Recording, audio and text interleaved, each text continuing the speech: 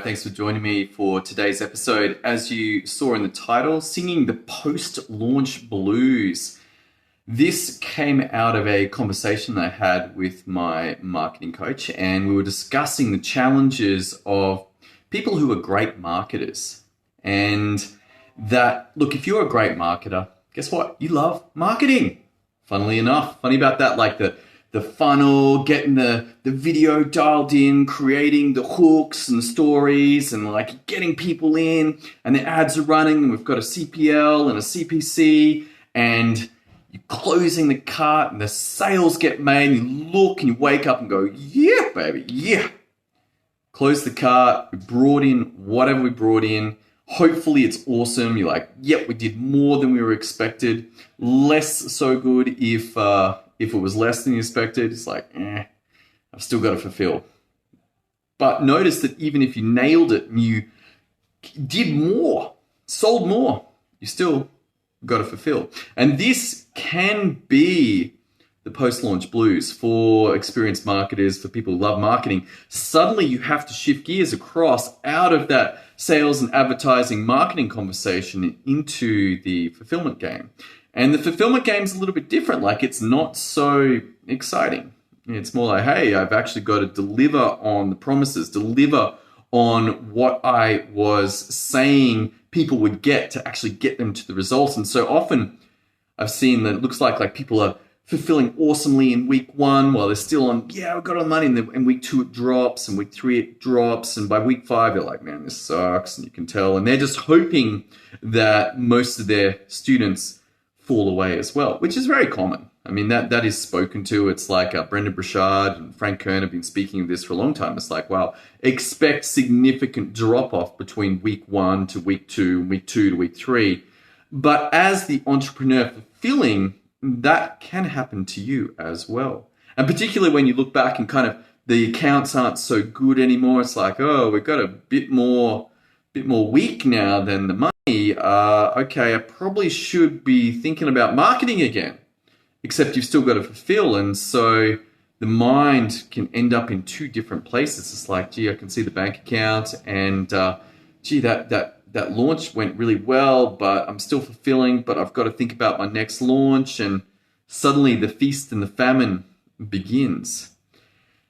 And really, if you're in this situation, you got to realize that business requires you to be strong across both marketing, sales, and advertising, that game, as well as fulfillment. So I want to offer you a couple of things. One of the great insights that I had from being in Wake Up Warrior is that marketing continues. Like, just because they bought, it is an experience once again of marketing to your now clients to get them to do what they're meant to do, to actually go through and complete on what they bought.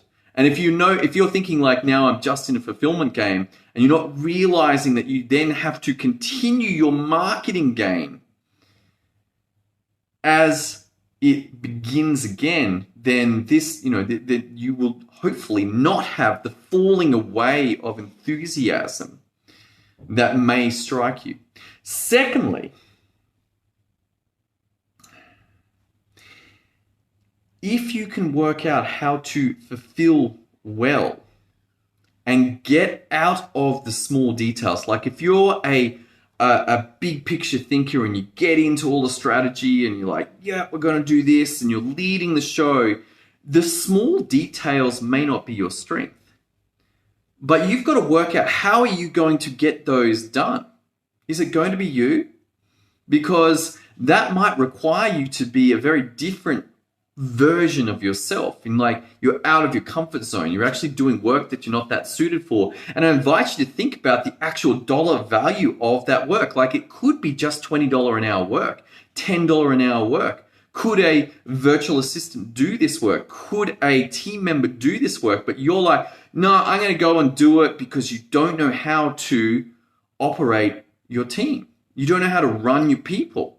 End up managing them at best, or doing the work that they should be doing. And this is costing you. This is costing you your ability to go back out and market consistently, to have a consistent income coming in? If it sounds familiar, then perhaps you might want to think about how you're going to get your processes on point. Remember that managing people sucks, managing processes works. If you need help with this, head over to systemio.dev, pop in your name and email, go watch the training there. Thanks so much for tuning in. I hope this conversation was valuable for you.